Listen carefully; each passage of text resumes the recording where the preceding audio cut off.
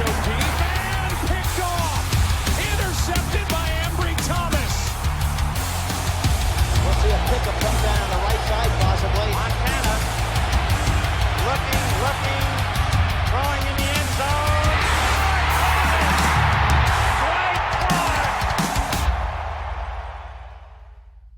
Bonjour à tous, bonsoir à tous, bienvenue dans ce 72e épisode du Facebook Podcast. Ça y est, la Free Agency est partie et nous, on a un peu de retard puisqu'on a enregistré cette émission lundi 11 mars au soir et problème de calendrier de nous tous, on n'a pas pu enregistrer avant. Donc on a déjà une première signature, un premier départ, on va parler de ce qui, on pense, peut arriver dans cette Free Agency et ce qui est déjà arrivé pour m'accompagner comme d'habitude, l'équipe au complet, même s'il manque Loïc, mais bon, l'équipe au complet en général, clairement, Gonzague, Olivier et Kevin. Salut les gars. Salut tout le monde. Hola. Salut.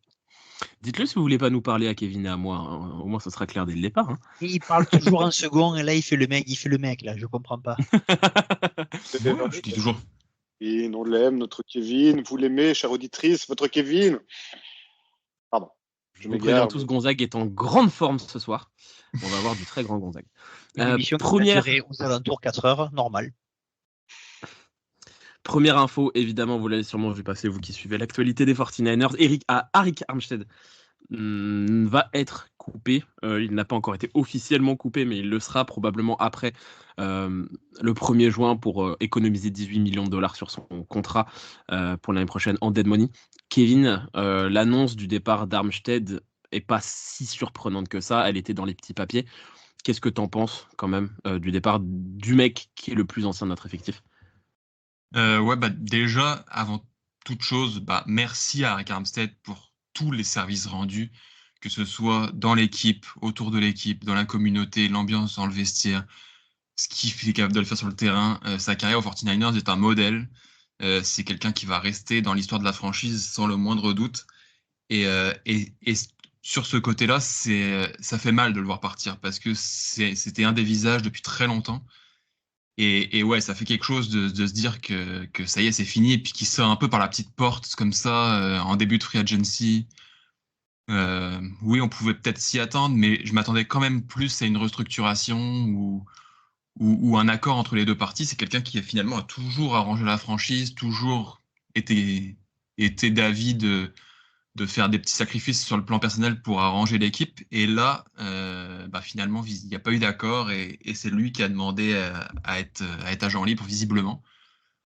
Donc c'est triste, c'est forcément triste, mais en même temps, oui, s'il n'était pas prêt à faire un effort financier, c'est le seul scénario qui pouvait s'imposer. Gonzague? Alors, je partage entièrement l'avis de Kevin par rapport à ça. Je suis assez triste de son départ, d'autant que je trouvais que c'était vraiment l'âme du premier rideau, comme je le disais dans l'émission précédente.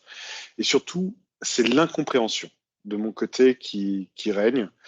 Tant pour moi, la restructuration et un accord sur un nouveau deal, pour moi, me paraissait sur le papier tellement simple et tellement évident pour les deux parties.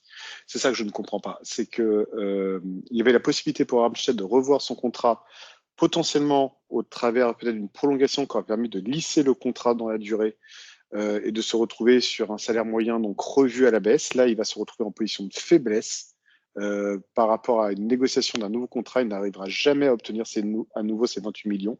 Donc, de son côté, je ne comprends pas. Et du côté de la franchise, je veux juste rappeler également qu'on n'est pas qu'une franchise sportive qui vise le Super Bowl. On est aussi une équipe qui doit véhiculer des valeurs, un certain nombre de choses. Et au travers d'un joueur qui a tellement marqué la franchise et qui est en mesure de pouvoir continuer à jouer et pouvoir apporter à l'équipe, je ne comprends pas comment la franchise, elle, de son côté, n'a pas pu trouver un accord en vue d'une prolongation, si toutefois elle lui a proposé une prolongation, plutôt qu'une simple baisse de son salaire actuel sur un contrat d'1 an.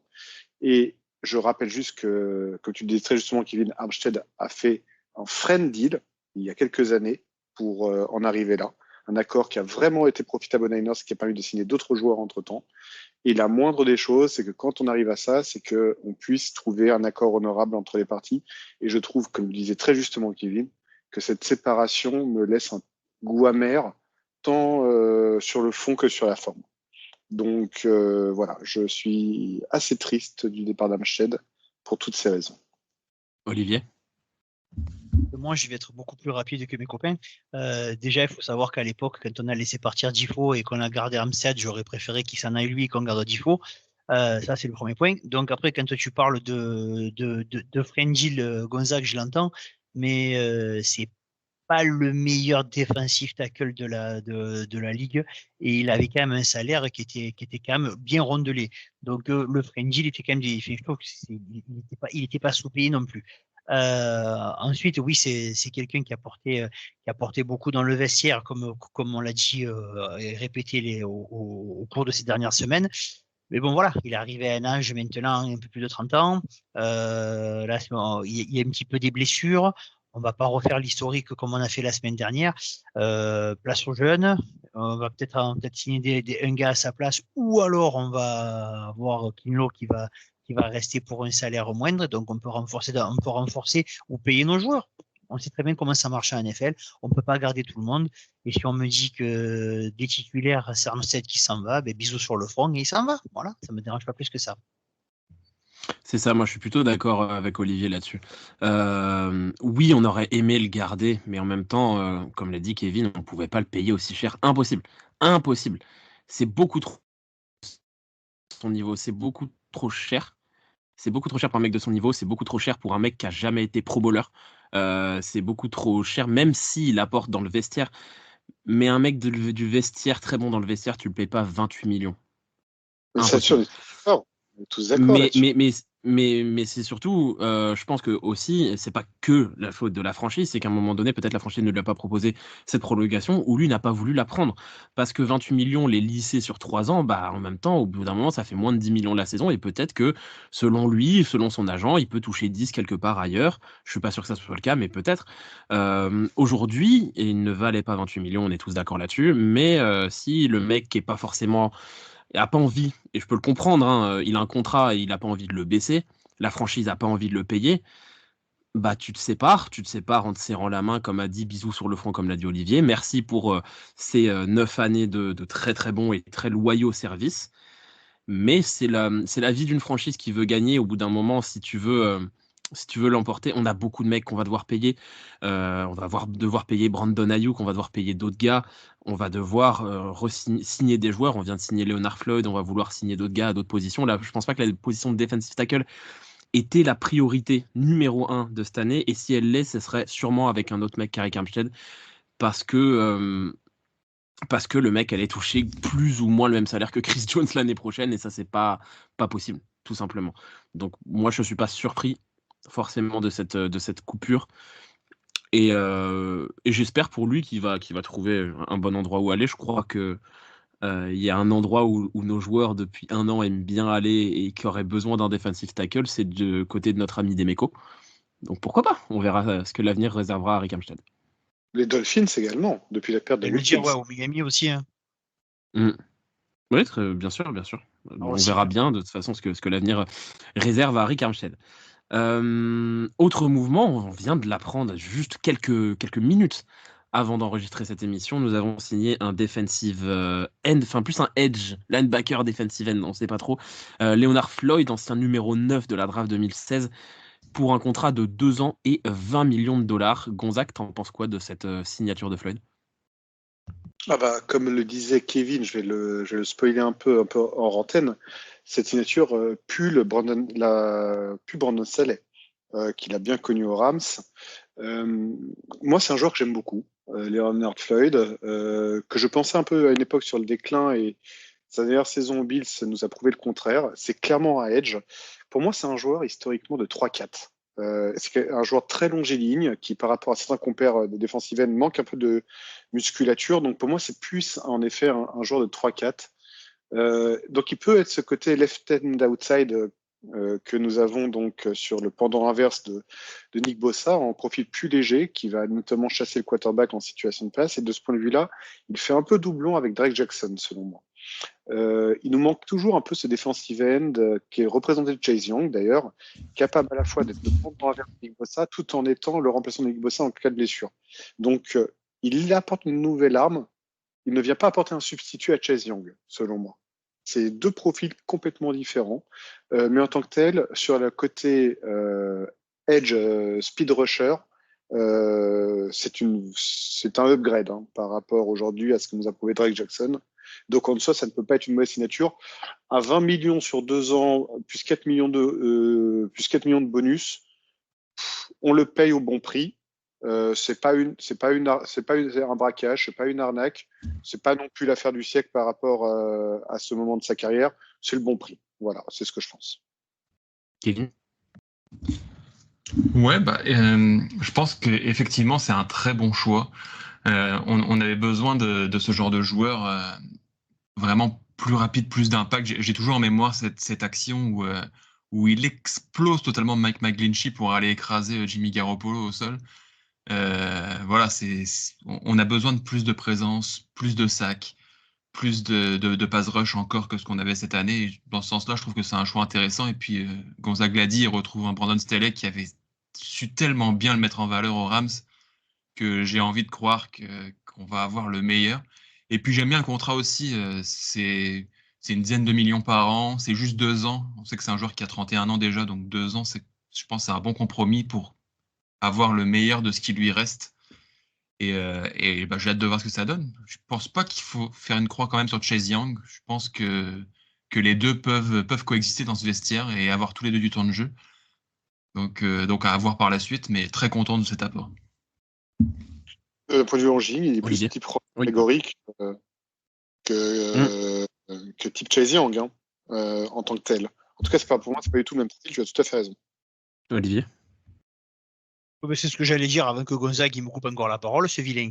J'allais dire que niveau gabarit, c'était plus un defensive end à la Randy Gregory, style de joueur comme ça, mais je pense en meilleure qualité. En plus, il a joué au Rams à l'époque de Staley, donc il le connaît. Le tarif, il est pas déconnant pour un joueur de ce poste-là.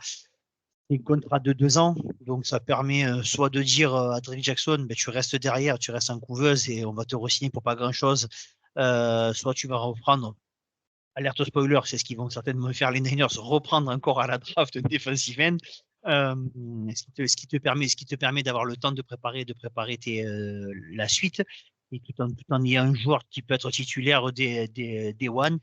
Moi, je pense que c'est un très très bon apport. Après, on verra. Je rejoins Kevin. Kevin, il parlait pas au niveau du poste, mais il parlait pas au niveau du style de joueur, mais il parlait au niveau du poste defensive end. Vu qu'on libère de la masse salariale, Chase Young, ça peut même sur un one. On va en parler après. Je ne vais pas rentrer plus que ça dans les détails. On va en parler après. Ouais, moi j'adore vraiment cette signature. Je la trouve extrêmement intéressante. Vous avez tous très bien parlé de Brandon Staley. Moi je trouve que ça va dans un sens, c'est que c'est pas un defensive end à la Bosa, ça c'est sûr. C'est pas un defensive end physique qui va commencer au proche, mais par contre dans le sens où on en parlait un petit peu la semaine dernière, nouveau coordinateur défensif qui peut peut-être amener des schémas différents de ce qu'on avait habituellement. Un mec comme Leonard Floyd, c'est un mec qui est polyvalent. Je pense qu'il peut jouer outside linebacker, mais il peut très bien se défendre en tant que defensive end très extérieur, quasiment en 7-9 techniques s'il faut. Donc pourquoi pas, vraiment. Et c'est un mec qui n'a pas satisfait du tout quand il était à Chicago, quand il a été drafté en 9, qui n'a pas eu les stats. Et depuis qu'il est parti, ces 4 dernières saisons, c'est 10,5, 9,5, 9 et 10,5 sacs. Tu portes ça à l'opposé de Nick Bosa, c'est une arme extraordinaire. Parce que cette année, on n'a eu personne, à part Bosa, au-dessus de, je crois, quand on avait fait l'émission, 3,5 sacs. C'est pas assez. Alors que ça t'amène une pression comme l'amène Leonard Floyd. Et puis, c'est un mec... Hormis sa 2e saison dans la Ligue, ça va être sa 9e saison l'année prochaine, hormis sa 2e saison dans la Ligue, il n'a pas loupé un seul match de sa carrière. C'est un mec, tu l'as sur le terrain, il est là. T'as Leonard Floyd dans ton effectif, à part grosse blessure, mais qui peut arriver à tous les joueurs de NFL, il est là et il performe. Donc moi je trouve que c'est une super signature, il apporte exactement ce que Randy Gregory aurait dû apporter, je trouve, et il n'a pas apporté tant que ça. Moi j'adore, et le tarif je le trouve extrêmement raisonnable. Autre dernière info, avant qu'on passe à nos prévisions, une dernière info, le meilleur ami de Kevin, Charlie Warner, est parti, il a signé du côté des Falcons un contrat de 3 ans à 4 millions la saison. Kevin, est-ce qu'on peut le dire, ça laisse un petit peu de place pour notre cher Ross Dwelly? J'aurais envie de dire oui, mais j'ai encore quelques doutes parce qu'il y a encore d'autres tight ends dans cette escouade qui sont très dangereux, mais Mais bon, on en a parlé, Charlie Warner, il faisait quand même du bon taf dans son domaine qui a rien à voir avec ce que peut apporter Ross Douillet d'ailleurs, en termes de bloc. Donc, c'est sûr que c'est une perte, mais je l'avais dit déjà dans des podcasts précédents, je pense que c'est le genre de production qu'on peut retrouver assez facilement sur le marché à moindre prix. Donc, bon vent à lui. Et voilà. On a un parfait Olivier. remplaçant Ah oui. avec Brad Willis. Exactement, et Braden Willis. Olivier? Gonzague, on va lui couper le son. Il n'y a plus que ça, il faut lui couper le son, il faut trouver un truc. Oui, totalement d'accord avec ce qu'a dit Kevin. J'allais le dire, oui, on a Brendan Willis dans le même style qui va coûter moins cher en tight end. On fait des économies assez importantes à ce niveau-là. Et on remarque aussi une fois de plus que San Francisco permet aux joueurs, quand ils réussissent, d'avoir un salaire un peu intéressant. Parce que Warner à 4 millions, je ne pense pas qu'il aurait trouvé ça ailleurs. Non, c'est sûr. Parce que il a produit en tant que bloqueur, en tout cas cette saison, des choses intéressantes. Mais sur ses toutes premières saisons et on l'avait quasiment pas vu du tout même. Pour ses premières saisons dans la ligue, on l'avait quasiment pas vu du tout même. Et là, il a fait des bonnes choses, mais que en tant que bloqueur. Tu arrives à Atlanta sur un contrat de 3 ans, qui est un très bon contrat pour un joueur de ce niveau. 4 millions la saison, c'est vraiment bien payé pour un joueur de ce niveau. Donc du coup, lui, effectivement, moi je pense que je suis l'agent de Warner et je suis Warner, je vois une équipe qui me file 4 millions par an pendant 3 ans, j'y vais en courant. Et on lui demandera pas plus pour une fois, avec un nouveau coach, peut-être qu'Atlanta fera autre chose que donner le ballon à ses tight end bloqueurs et qu'on verra enfin Kyle Pitts faire des choses avec un nouveau quarterback Kirk Cousins. Voilà, on verra bien. On regardera pas ça puisque globalement, les Falcons, à part si on les joue, on s'en bat un petit peu les steaks. Voilà. Gonzague? À propos de Warner, écoute. À propos de Warner. Oui, comme je disais, on a Braden Willis donc, chez nous pour le remplacer. Tu dis très justement, oui, à 4 millions la saison, on a eu raison de ne pas s'aligner. À titre de comparaison, c'est peu ou prou le salaire qu'on a offert à McKivitz l'année dernière pour un poste de titulaire à droite. Certes, c'est pas nécessairement un salaire de titulaire à proprement parler pour les postes majeurs, mais pour ce rôle un peu de l'ombre, on a eu raison de ne pas nous aligner. Et comme le disait très justement Kevin, via la draft, en fin de draft et en concurrence avec Braden Willis, on a la possibilité de trouver éventuellement un tight end capable de bloquer. On peut trouver aussi des schémas avec Kyle Juszczyk si on arrive à restructurer son contrat de manière intelligente. Donc voilà, je trouve qu'il y a pas mal d'opportunités qui peuvent s'offrir à nous et que donc ne pas s'aligner sur un tel salaire est une bonne chose. Bon vent à lui et je lui souhaite le meilleur. On va maintenant rentrer dans le vif du sujet, les agents libres, ce qui ne s'est pas encore passé du coup. Et on va parler de nos agents libres pour commencer, les joueurs qui sont en fin de contrat du côté de San Francisco. Alors on va pas parler de tout le monde, parce qu'au bout d'un moment, on n'a pas que ça à foutre de parler des mecs qui sont au fond de rotation. On va parler des principaux. On va commencer évidemment par le poste numéro 1, le poste de quarterback, Sam Darnold et Brandon Allen. Brandon Allen aurait re-signé selon certaines informations. Sam Darnold est en fin de contrat. Sam Darnold apparemment a eu, depuis la signature de Kirk Cousins aux Falcons, des grosses approches des Vikings pour être titulaire. On en avait tous plus ou moins parlé. Sam Darnold, on aimerait bien le garder. Il faut que le tarif soit quand même plutôt bon, Olivier. Oui, totalement. Il faut le garder ce même style de contrat qu'on avait l'année dernière. De tête, c'est 8 ou 12, je ne sais plus. Je crois que c'est 8. 8. C'est 8, ouais. Voilà, donc arriver à le garder pour à peu près le même tarif, ça serait une très très bonne chose pour nous. Parce que c'est un quarterback qui a du potentiel, parce que c'est quelqu'un qui a bien fondu dans le moule à San Francisco, et que quand tu as une chambre des quarterbacks qui est saine, ça tire tout le monde vers le haut. Donc pour moi, si on peut le garder dans des tarifs comme ça, c'est une très très bonne chose. Maintenant, avec le jeu des chaises musicales qui sont énormes cette année en NFL au niveau du poste de quarterback, ça me paraît tendax de le garder en tant que remplaçant. Mais bon, on va bien voir comment ça va tourner. Ouais, j'étais le premier la semaine dernière, il y a 2 semaines, quand on a fait l'émission de l'attaque, à dire qu'on allait sûrement pouvoir le garder pour un poste de remplaçant. Je en suis plus si sûr aujourd'hui, vu les rumeurs qui sont sorties notamment à propos des Vikings. Donc bon, s'il veut rester chez nous à un tarif comme celui qu'il avait l'année dernière, avec grand plaisir, t'es le bienvenu. S'il veut partir, je pense qu'il ne faut pas le retenir et lui dire merci pour cette belle année, et on trouvera quelqu'un en tant que backup s'il faut. Kevin ? Ouais, honnêtement, moi je considère Sam Darnold comme déjà parti. D'ailleurs, c'est ce que je vois un peu dans les rumeurs. visiblement, le front office considère Sam Darnold également comme parti et pas retenable.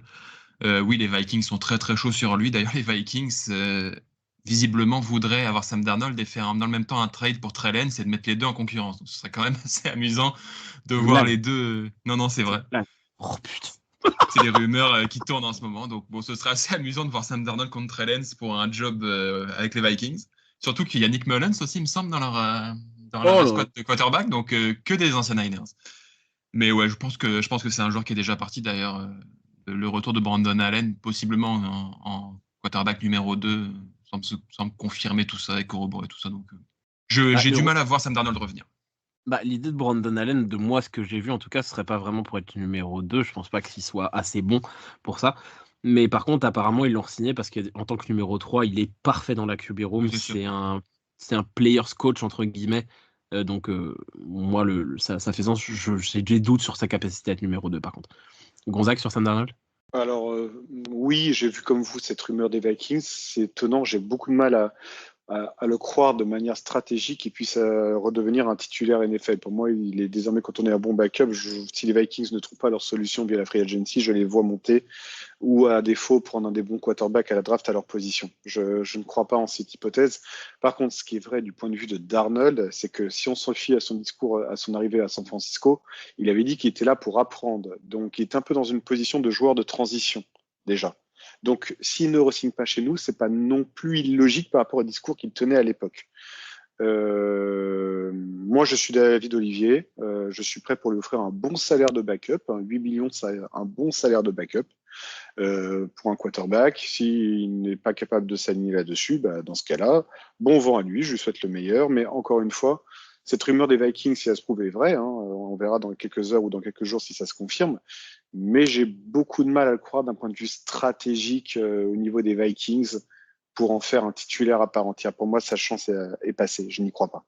Attention quand même au niveau du prix, parce que les rumeurs laissent penser que ça se négocie autour de 8 millions l'année en ce moment pour Sam Darnold. Donc, ça va être compliqué. On ne gardera pas un quarterback numéro 2 à 8 millions par an, c'est certain. C'est le tarif qu'on le paye cette année. C'est moins cher que ça. Je sais plus s'il était à 6 ou à 8, moi, personnellement. On vérifie, mais pour moi, il est à 8. Je pense qu'Olivier a raison. Non, il était à 6. J'ai le contrat sous les yeux, il était à 5 900 000. Donc ouais, c'est 8, ça se réfléchit, mais c'est peut-être un peu cher. Kevin, du coup, Sam Darnold, on garde pas On garde pas. Olivier ? On garde pas. Gonzague ? On garde pas. On garde pas, pour moi non plus. Le joueur suivant, notre héros du Super Bowl, Jauan Jennings en fin de contrat également. Le receveur, notre receveur numéro 3, notre star des troisièmes tentatives.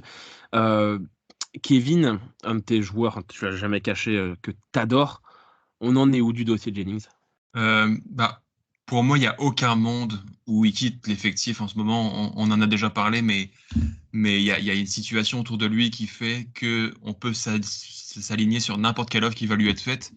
Et si on ne le faisait pas, on reçoit un deuxième tour. Mais j'ai du mal à avoir une équipe lui offrir un salaire qui fait qu'on ne va pas s'aligner au final. Donc non, je pense que Jennings est un cas quand même pas mal réglé en soi.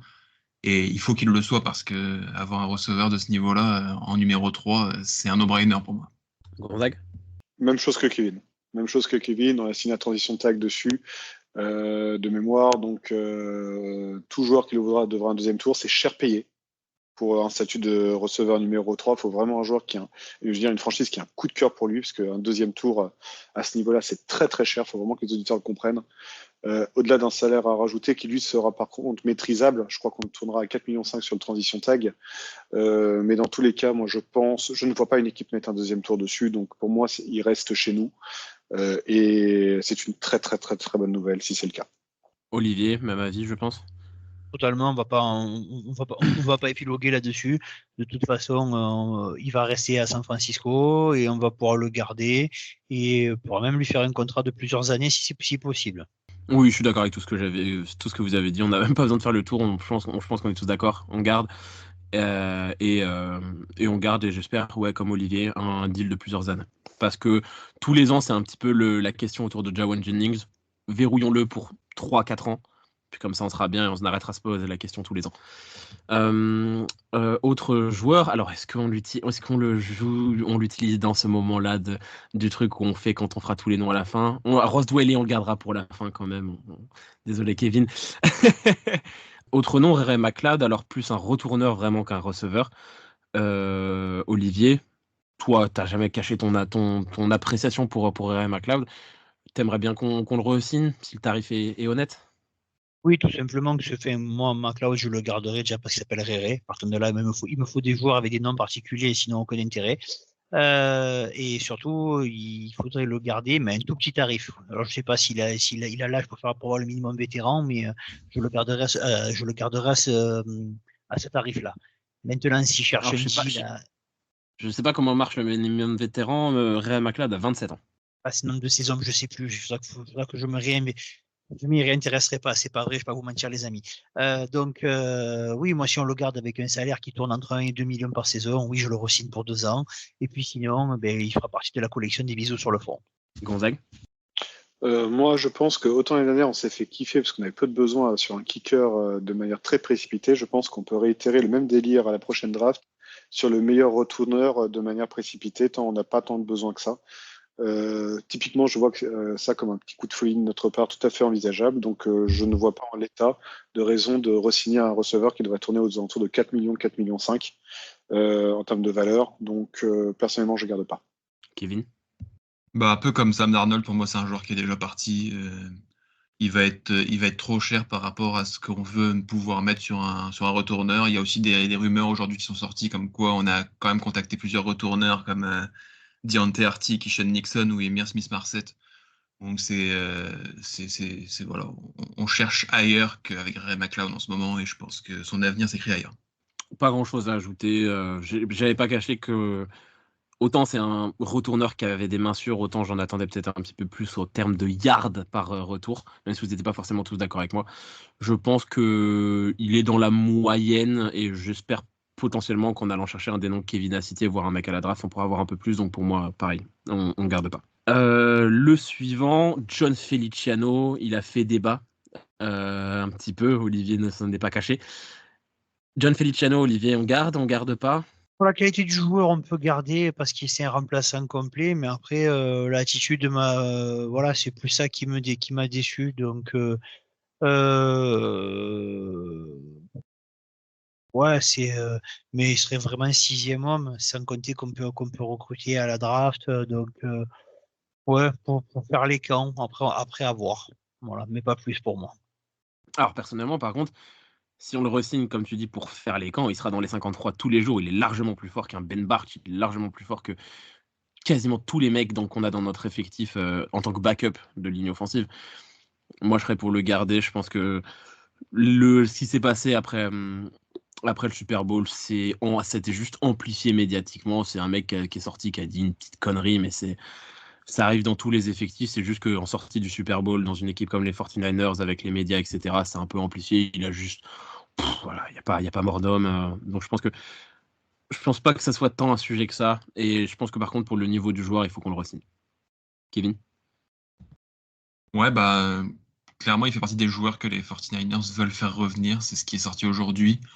Je pense qu'au vu du niveau et de notre situation à ce poste, il n'y a pas trop de questions à se poser. C'est un joueur qu'il faut essayer de faire revenir parce qu'on a un jeune joueur qui vient de se prendre un rookie wall en pleine face et on ne sait pas ce que ça va donner en saison 3. Et là, on a trouvé un joueur d'expérience qui donne quand même satisfaction par rapport à la situation dans laquelle on est.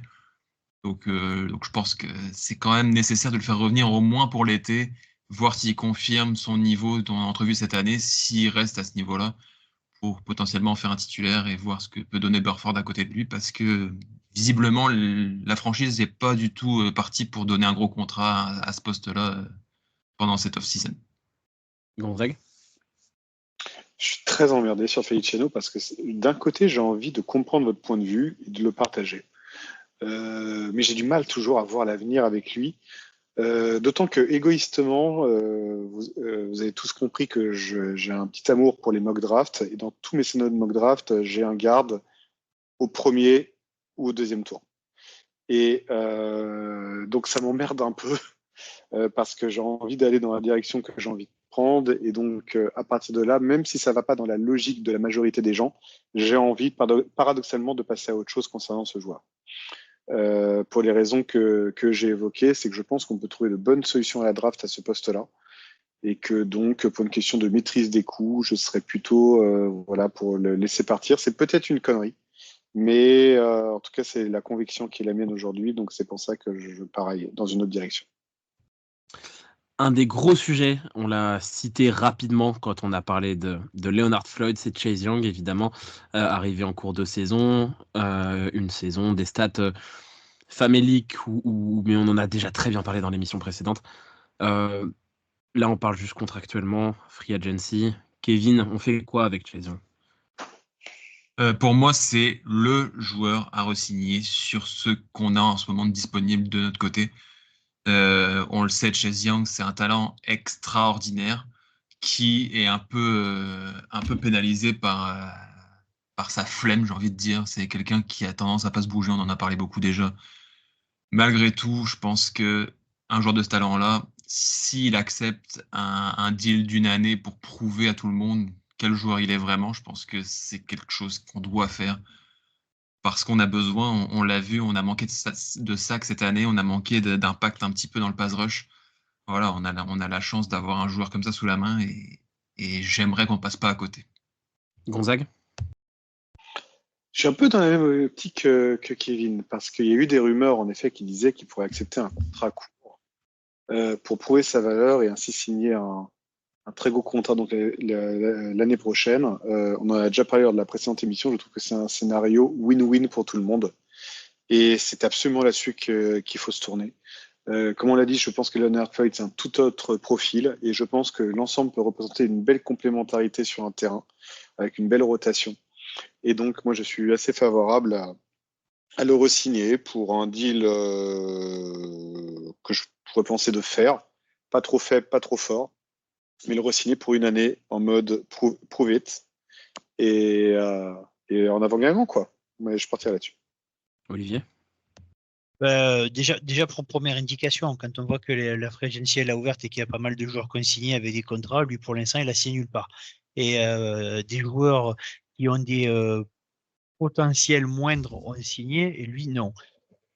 Ça laisse augurer qu'il n'est pas pressé d'avoir un gros contrat. Donc oui, moi je le re-signerai comme les copains, au moins pour un an, et voir un petit peu ce que ça peut donner. Et après, ça serait vraiment le scénario idéal. Rien de plus à ajouter sur ce que vous avez tous les trois très bien dit. On en a parlé beaucoup dans les émissions précédentes aussi. S'il veut aller chercher un max contrat, je pense qu'il n'y a pas de meilleure franchise et de meilleure situation qu'à San Francisco pour faire ses preuves. Autre joueur au même poste, Clelin Ferrell, qui est également en fin de contrat après son deal d'un an, qui a fini la saison sur la injury report, qui a loupé les playoffs. Gonzague, Clelin Ferrell, toi comme moi, on avait plutôt bien aimé sa production cette année. Est-ce que si le tarot est le même que ce qu'on a eu cette année, on reprendrait pas un peu Clelin Ferrell ? Alors, j'ai envie de te dire que oui sur le papier. Tant j'ai vraiment aimé la production du joueur. Tout va dépendre aussi de ce qu'on va faire au niveau de Chase Young. Bien que les joueurs n'aient pas tout à fait le même profil, il ne faut pas oublier qu'on est 53 à l'arrivée, donc il faut bien répartir les postes. Et donc, pour moi, c'est uniquement dans l'hypothèse où Leonard Floyd vient de prendre la place de Randy Gregory dans le roster. Et pour aucune autre raison. Parce que sinon, on risque d'y avoir un embouteillage au poste de defensive end et par conséquent, délaisser un autre poste. Donc moi, sur le papier, j'ai envie de te dire oui. Le re-signer pour un petit contrat, 1 ou 2 ans, des conditions proches de celles qu'il avait aujourd'hui, ce serait absolument idéal. Après, à voir ce que va nous donner par la suite, mais c'est sûr que si on le re-signe, on oublie toute idée de defensive end à la draft ou en fin de free agency, quoi. C'est-à-dire sinon il y aura embouteillage, clairement. Dans l'hypothèse, on re-signe Chase Young, bien sûr. Ouais, c'est ça. Pour moi, tu as dit le truc clé. Pour moi, si Chase Young prolonge, il n'y aura pas de Clelin Ferrell l'année prochaine. Parce que je pense qu'ils vont prendre à la draft, on en a un petit peu parlé, même si ce ne sera pas dans les premiers tours, mais genre vers 3-4. Par contre, si Chase Young ne prolonge pas, si Chase Young signe ailleurs, là, Clelin Ferrell pourrait faire sens. Kevin, Olivier, quelque chose à ajouter sur Ferrell ? Écoute, moi, je pense que c'est un joueur qu'on peut garder parce qu'au même tarif, je le garde. Il n'y a aucun problème. Mais pas besoin de recruter de rookies vu on a quelques jeunes qu'on a quasiment pas fait jouer cette saison, au moins on économise On a sur ce Robert poste. Biel, effectivement, qui a fait des belles choses. Voilà, et donc quand on dit il va y avoir embouteillage, le genre de poste où où il peut y avoir embouteillage, on a déjà vécu des saisons, on en a perdu 74 de défensif N, donc autant qu'on en ait 7 ou 8 de costaud dès le départ, moi ça me dérange pas. La question, c'est aussi qu'est-ce qu'on a à lui offrir. Si on prend Chase Young, après Clelin Ferrell, il faut qu'on puisse lui dire tu vas pouvoir jouer, mon gars, tu vas avoir du temps de jeu, parce que le salaire qu'on va lui proposer, nous, il va l'avoir ailleurs, dans des situations où il aura plus de temps de jeu. C'est ça aussi. Il y a pas que notre prisme à nous, il y a aussi le prisme du joueur qui peut faire un autre choix, parce que au final, à salaire égal, il va aller choisir là où il a le plus de temps de jeu. Et chez nous, s'il y a Chase Young, en plus de tous les joueurs qu'on a déjà, bah, Clelin Ferrell, il va être relayé quand même assez loin. Et il y a encore des jeunes qui vont aussi monter dans la hiérarchie. Donc, ça peut devenir compliqué pour lui. C'est aussi son choix à lui qui va rentrer en ligne de compte à ce niveau-là. Moi, clairement, oui, c'est ça. C'est pour ça que j'ai dit si Chase Young prolonge, c'est pas une histoire de salaire, c'est une histoire de position aussi du joueur. Son nom a été cité. Je pense que là, on va pouvoir faire très court. Randy Gregory, je pense qu'on est tous d'accord. Randy Gregory ne sera pas un 49er l'année prochaine. Voilà. Son contrat l'assure qu'il ne sera pas un joueur l'année prochaine, il sera coupé. Oui, Randy Gregory, il n'y a pas besoin de le couper. Il est en fin de contrat. Son contrat qu'on a récupéré chez les Broncos, c'était une espèce de petit truc chelou. Donc en soi, il est en fin de contrat. C'est pour ça que d'ailleurs, il n'a toujours pas été coupé. D'ailleurs, parce que sinon, il serait parti depuis longtemps. Autre joueur sur la ligne, autre joueur dont on a beaucoup parlé pendant les émissions précédentes et dont on va sûrement beaucoup parler dans cette free agency, c'est Javon Kinlaw. Javon Kinlaw, moi, je vais commencer sur lui parce que j'ai toujours jamais caché que c'est un joueur que j'aimais beaucoup et que je trouve qu'il a du potentiel. Je pense que sa re-signature est d'autant plus importante maintenant que Arik Armstead est parti. Je pense que maintenant je pense que le tarif va être extrêmement bienveillant. J'ai lu des rumeurs autour de 5-6 millions la saison. Je pense que c'est un tarif qu'on peut largement se permettre de payer pour un joueur de son âge avec le potentiel qu'il a montré. Donc voilà, moi je partirais sur une prolongation de Javon Kinlaw avec un rôle plus important. Kevin ? Ouais, je suis un peu du même avis. Je pense que ça y est, c'est le moment pour lui de lui donner sa chance à 100%. Après, comme on dit aux États-Unis, ça va être time to shine pour lui. Ça va être la saison où il va falloir performer. Il va retrouver, c'est un peu inespéré pour lui après ce qui s'est passé il y a un an, mais il va retrouver une place de titulaire probablement s'il re-signe chez nous. Et puis, ça va être vraiment le moment pour lui de montrer qu'il vaut un top 15 de draft, comme ça a été le cas pour lui. Donc oui, je pense que sans Arik Armstead, c'est un choix qui s'impose de lui-même. Olivier ? Idem, je vais pas rajouter ce qu'a dit Kevin, c'est parfait. Gonzague ? Pareil, c'est le remplaçant vraiment naturel aujourd'hui d'Armstead et on peut le re-signer à un contrat qui soit bienveillant pour tout le monde. Donc pour moi, scénario idéal. À ses côtés, Kevin Given, je pense qu'on va pas faire long sur lui. Je pense qu'on est tous d'accord. Le tarif sera raisonnable de fou et on re-signe. Totalement d'accord. Arrêtez-moi si je me trompe, mais je pense que sur Givens, on est tous d'accord. Complètement. Au poste de linebacker, on a Rendax qui a une petite importance cette saison, qui est en fin de contrat, qui semble avoir un rôle de numéro 3, à voir si on signe un mec, parce que Dre Greenlaw, on ne sait pas ce qu'il aura au niveau de sa blessure, mais je pense que le tarif, pareil, va être très raisonnable. Kevin ? Ouais, de toute façon, je pense qu'on le signe pas du tout en tant que linebacker. C'est pas vraiment la raison pour laquelle il est là. Avec lui, on tient un des tout meilleurs joueurs de NFL en special team. Et voilà, si le tarif est raisonnable, ce qui devrait être le cas, c'est un joueur à conserver absolument. On sait l'importance des special teams et à quel point ça peut changer le cours d'un match. Avoir un joueur comme Orenberg, c'est quand même très important. Olivier ? Oui, pareil, pas un gros tarif. Moi, comme je dis, c'est pas le joueur qui m'excite le plus. Qui fasse le travail en special team et l'année prochaine, il y a le TJ Winters qui va monter, puis Dédé va revenir et ça devrait aller encore. Gonzague ? Je suis très partagé sur Burks parce qu'en effet, il a montré de très belles choses. Moi, j'étais très encouragé par ses performances l'année dernière, que j'ai vraiment trouvé très très fortes. Et paradoxalement, on a drafté l'année dernière Winters, on a drafté Graham. Deux joueurs qui ne demandent qu'à monter. Paradoxalement, à la draft sur les mid-round et les late-round, on va probablement chercher des joueurs qui sont des bons joueurs de special team sur le papier. Ce qui fait que son contrat risque d'être paradoxalement son point faible s'il veut rester chez nous. Donc, encore une fois, sauf s'il fait de très gros efforts sur son contrat, Je crains qu'il ne faille plutôt le laisser partir. C'est peut-être à la fois une erreur comme pour Feliciano, mais je pense que c'est le scénario le plus probable, sauf s'il décide de faire un friend deal. Autre joueur, Tashon Gibson qui est en fin de contrat. Tashon Gibson, Olivier, on en a un petit peu parlé la semaine dernière, mais pas en profondeur. Tashon Gibson, s'il revient, ce sera très probablement dans un rôle de remplaçant. Mais est-ce que toi, tu le garderais quand même? S'il veut revenir, il revient. Hein. Je veux dire, tarif 1 an, tarif vétéran, comme il fait depuis 2 ans. Moi, il y a pas à ce tarif-là, ça permet de suivre un petit peu de permettre aux deux que nous voyons comme titulaires, Jair Brown et Ufanga, d'avoir quelqu'un sur qui peuvent se reposer au cas où s'il y a un petit pépin. Et puis au niveau du tarif, on ne trouvera pas mieux. Donc, s'il veut continuer, moi, je le garde encore 1 an. Gonzague? Moi, pour ma part, je suis dans cette idée, peut-être à tort, que sa retraite est quelque chose d'acté. Pourtant, il n'a fait aucune annonce par rapport à ça, on ne sait pas trop. Mais ça reste ma logique à ce jour. Donc moi, je pense que je passe à autre chose. Il y a, soit via la draft, soit via d'autres joueurs vétérans sur le marché, d'autres solutions éventuellement qu'on peut aller chercher, soit pour upgrader la position, soit pour maîtriser les coûts. Donc je crains que Tashon Gibson finalement ne trouve pas son équilibre là-dedans. Donc j'aurais tendance à passer à autre chose. Toujours dans cette logique, il prend sa retraite. Kevin? Ouais, je vais donner un peu mon avis sur lui dans les épisodes précédents, mais je pense que c'est un joueur intéressant à avoir avec un duo de safety très jeune, de l'avoir lui en tant que mentor. C'est un joueur très expérimenté. C'est un gars aussi beaucoup tourné vers l'effectif, vers l'ambiance d'équipe. Donc je pense que c'est quelqu'un de vraiment important. Si on peut le garder une année de plus en tant que mentor pour encadrer les jeunes, s'il est d'accord de le faire et de donner encore une saison de son corps pour ce sport, s'il est d'accord de le faire, je pense que c'est un bon choix à conserver dans l'effectif, mais comme vous l'avez dit, en tant que remplaçant.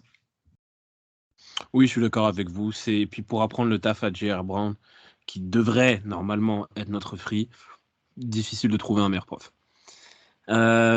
Pour finir, je vais faire une petite liste de nos joueurs restants qui sont en fin de contrat. Je tiens à préciser que la plupart de ces mecs, s'ils restent, ce sera sur des contrats vraiment minimum. Hein. On parle vraiment de backup, du backup. On va faire un peu comme on a fait sur Sam Darnold, sans vraiment argumenter. On garde pas. Dans l'ordre, on va faire Kevin, Gonzague, Olivier et moi-même. Chris Conley. Kevin. On garde. Gonzague. On garde. On garde. Oui, je suis d'accord avec vous. Ross Dwelly. On garde. Encore une question comme ça et je t'en colle une. Évidemment, on garde. On garde. Oui, ça fait pas de mal de le garder. Et puis bon, ça fait plaisir à Kevin, donc on garde. Matt Prior. Non, on laisse tomber.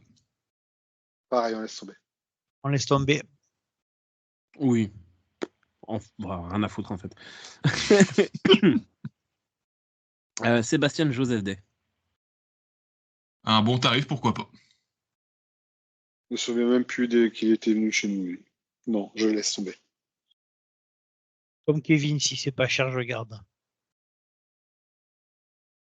Je pense pas que ça sera pas cher. Je pense qu'une équipe sera capable de lui offrir un peu de sous. Donc je pense que c'est compliqué. Demetrius Flanagan Falls. On garde. Très belle progression. Moi, je laisse tomber. Moi, je garde. Je pensais pas dire ça un jour, mais je garde, bien sûr. J'en suis le premier surpris. Logan Ryan. C'est difficile. Non, on laisse tomber. Why not pour une course dans les 53? J'ai envie de lui donner sa chance pour les camps. Oui, je garde. Olivier? Je garde. Non, on laisse tomber. Et on a fait le tour, en tout cas, de ceux qui sont dans la liste officielle. Je vais rajouter un nom personnel. Jason Verrett. Mais on garde contrat à vie, Jason Verrett, s'il vous plaît. On garde contrat garanti. Olivier? Oh, voilà. Oh. On garde 14 millions la saison. Je pense que ça les vaut. Non, plus sérieusement, on va passer maintenant, on a fait la liste de nos joueurs, on va passer à nos cibles, parce qu'évidemment, on va pas faire du poste par poste, ça va durer des heures et des heures. Là, on va passer surtout à nos cibles. On a chacun choisi un joueur qu'on aimerait beaucoup voir arriver à San Francisco, qu'on considère qu'il peut arriver et que ça ferait sens dans notre effectif. Olivier, j'ai envie de commencer par toi. Alors moi, Ben oui, par toi, parce que tout Ouais, le t'as temps, travaillé. c'est jamais toi qui commence. Alors, Olivier, dis-nous, quel est ton joueur et pourquoi tu le verrais bien arriver chez nous? alors, il y en avait plusieurs il y a plusieurs qui me sont venus en Déjà, tête. oh là là, il commence ses phrases comme Gonzague commence ses phrases. Oh là Mais là. il y en a dont on a parlé, un qui pouvait, vu qu'on a signé Leonard Floyd, c'est pas la peine. Donc je vais repasser sur un joueur qui pourrait revenir et qui pour moi réglerait le problème de Feliciano. Ça serait Laken Tomlinson, qui rentrerait à la maison pour pas grand chose. Qui serait au niveau du poste de garde qui pourra apporter un plus. Je sais Gonzague qui me dit qu'il joue à gauche, mais pourquoi il pourrait pas jouer à droite? Ça ne changerait pas grand chose dans l'absolu. Et plutôt que d'avoir Feliciano, je préfère avoir Laken Tomlinson dans l'équipe. Voilà, tout simplement. Ça fait sens ou pas? Moi, je trouve que ça fait sens, ouais. Je trouve Oui, que ça fait intéressant. totalement sens. Vous avez vu comme j'ai bien travaillé? C'est du beau travail. Kevin, ton joueur? Bah, moi, je me le suis fait voler un peu avant l'enregistrement. J'avais un monsieur qui s'appelle Bryce Huff des Jets qui me semblait un excellent choix à moindre coût et finalement les Eagles nous l'ont shippé. Donc, je vais partir plus sur le poste de linebacker où on a André Greenlaw qui s'est blessé assez gravement quand même. On risque de ne pas l'avoir tout de suite. Et on a sur le marché un ancien joueur qu'on a sacrifié pour laisser la place à André Greenlaw qui s'appelle Monsieur Aziz Al-Shahir et que j'aimerais bien voir revenir dans l'équipe. On l'a vu, il est encore très, très lié à l'équipe. Il a participé à un huddle avant un match de playoff, notamment avec ses anciens copains. Donc, ouais, c'est un joueur qui pourrait nous faire du bien. Après, c'est sûr que quand il y aura Greenlaw et Warner, ce sera peut-être un peu moins facile de le faire jouer. Charge au nouveau coordinateur défensif de trouver des solutions pour ça. Mais ouais, ce serait formidable de renouveler ce trio très, très imposant. Et encore, hein, avec le nouveau coordinateur, avec le nombre de schémas différents qu'on peut avoir, pourquoi ne pas avoir des schémas à 3 linebackers? Tout à fait. Vous êtes très romantique, Kevin et Olivier, là, ça fait revenir des anciens. Là. Gonzague, si tu dis DJ Jones, je sors de mes gonds. Sache-le. Et pourtant, tu sais que j'adore DJ Jones en plus. Et ce serait pas illogique. J'y ai pensé, en plus j'y ai pensé. Vas-y, Gonzague, quel est ton joueur? Alors, moi, comme je l'ai dit, j'aimerais apporter de la concurrence au poste de safety. J'en ai parlé depuis le début. Je ne suis pas encore 100% convaincu que Jair Brown soit 100% un free safety à terme. Il peut être à la fois free à côté d'Ufanga et en cas de blessure d'Ufanga, il peut passer en strong aux côtés d'un autre free safety. Je l'ai dit, je passe à autre chose par rapport à Tashon Gibson, et je upgrade la position avec purement et simplement le joueur qui était son remplaçant à Cleveland, qui est devenu All-Pro par la suite. Je pars sur Jordan Poyer, qui a été libéré par les Bills au poste de safety, qui, je pense, vu son âge, vu beaucoup d'éléments, aura du mal à aller chercher un long contrat sur la durée. Et je pense qu'il peut apporter énormément de solutions. Alors, on enregistre ces lignes, il n'a pas été signé par qui que ce soit. Il y aura des intérêts, mais je pense qu'il peut apporter un véritable plus à la position de safety et être ce genre d'élément qui nous pousse à aller chercher un Super Bowl, puisqu'il y a un esprit de gagne chez ce joueur-là. J'aime beaucoup. Et vraiment, je pense que ça pourrait être un très bon choix chez nous.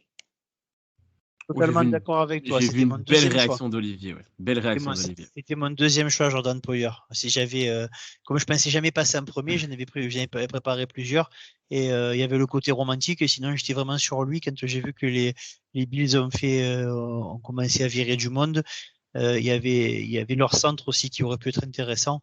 Je ne suis pas assez spécialiste pour savoir Mitch Morse s'il est capable de jouer sur des. Il a été signé Mitch Morse. Je ne sais plus par qui, mais il a été signé. C'est pour ça que Par les Jacks, oui, mais j'avais ces 2 joueurs-là des Bills qui m'avaient sauté aux yeux et Jordan Poyer, je plus sois ton choix, mon copain.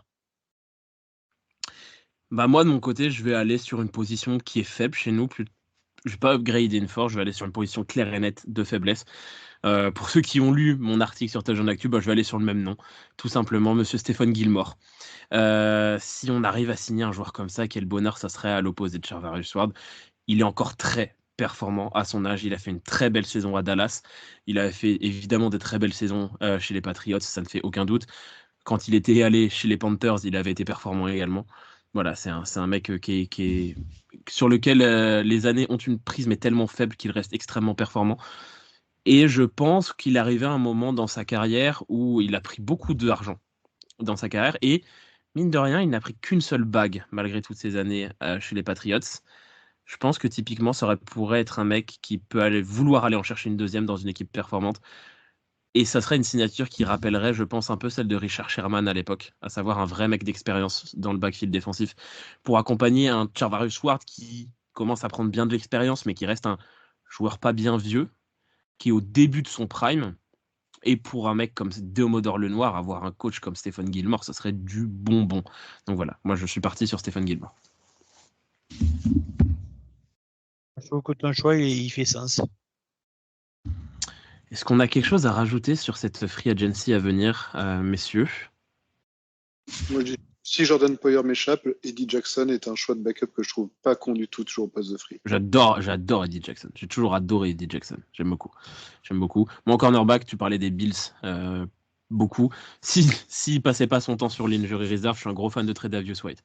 Ah oui, oui, 1000 fois. Je l'avais dans mon top 5. Sinon, sur la ligne offensive, il y a un petit monsieur qui s'appelle David Bakhtiari qui vient d'être lâché par les Packers. Alors, c'est pareil, dans les gars tout le temps blessés.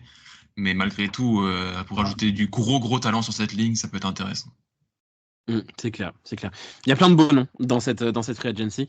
On va peut-être également avoir une grosse surprise quand on a eu comme on a eu l'année dernière avec Javon Hargrave, un mec sur un poste où on s'imagine pas forcément signer quelqu'un. Ça peut arriver. Pourquoi pas, je sais pas, un receveur. Pourquoi pas un... Odell Beckham ? Non. Higgins. Non, alors là, vraiment, on n'a pas les moyens. Par contre, Higgins arrive, ça veut dire que Brandon Ayuk part quasiment au niveau salaire. Bah, Justin Jefferson, hein, on est parti dans les rêves. Oui, parce que bon, tu dis Higgins, ouais, partons vraiment, Justin Jefferson. Higgins, il a dit qu'il voulait être tradé. Donc, c'est ça, c'est d'où le fait que je dis Higgins. Voilà. Non, par contre, si vous voulez un joueur très clivant, pour le coup, entre caractère, ancien concurrent, joueur sur la pente descendante, mais qui peut toujours apporter quelque chose. Mais qui peut toujours apporter quelque chose en termes de vétéran. Quid de Patrick Peterson? Retraite. Merci, au revoir. Ouais, on l'a vu avec les Steelers. Quid de Patrick Peterson? Bah rien. Non, mais rien. Il a été nul. Non mais attends. Non mais quitte à prendre. Quitte à y aller vraiment à fond dans anciens concurrents, compétiteurs, moins clivants au niveau du caractère, peut-être besoin parce que Drake Greenlaw est blessé, carrément signer Bobby Wagner, on y va vraiment, hein, tant qu'à faire. Ouais, parce que si c'est pour récupérer un Ambry Thomas avec un nom connu.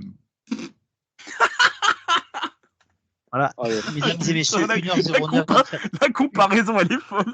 1h09 et quelqu'un vient d'utiliser le nom d'Ambry Thomas. Et ce n'était pas moi. Voilà, j'étais prêt. On était prêts. On a failli réussir une émission sans me parler de Nili Simone. Mais là, on peut pas. Waouh, Patrick Peterson et Ambry Thomas dans la même phrase. Patrick Peterson, dont le highlight de la saison contre nous, ça a été de dire Brock Purdy, je vais l'intercepter 2 fois. Et il s'est fait cuisiner par Purdy et Ayuk. Exactement. Voilà. Bon, bah en tout cas, si on n'a rien d'autre à rajouter, merci de nous avoir écoutés pour ce 72e épisode du Facebook Podcast. On ne sait pas encore si on aura un épisode la semaine prochaine, peut-être pas, selon l'actualité de la free agency. En tout cas, on viendra vous débriefer tout ce qui s'est passé. En cas, imaginons d'une signature extraordinaire, d'un échange de fou, il y aura peut-être même des émissions spéciales, pourquoi pas. On verra bien. On vous tiendra en tout cas au courant sur Facebook, sur le groupe Facebook San Francisco 49ers France, sur la page Twitter X du Facebook Podcast. Voilà, donc restez connectés et puis suivez évidemment l'actualité des 49ers, notamment sur le compte, si vous êtes sur Twitter, de notre ami Loïc, qui mettra, je pense, toutes les actus dès que quelque chose va se passer. Merci les gars, et puis go Niners comme d'habitude. Salut. Good night, guys. Niners. Ciao, ciao.